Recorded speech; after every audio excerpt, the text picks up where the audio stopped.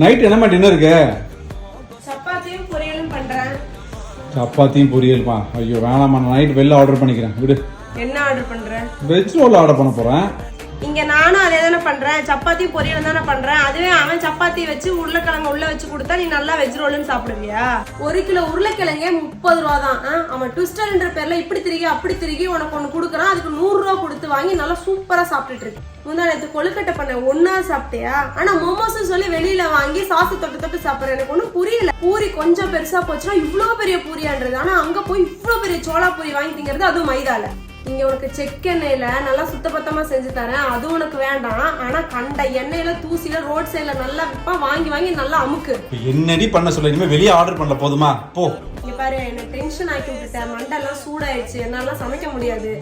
என்னது சோளப்புரியா? அதுவும் அந்த மம்மூஸ் அதையும் ஆர்டர் போடு. போ.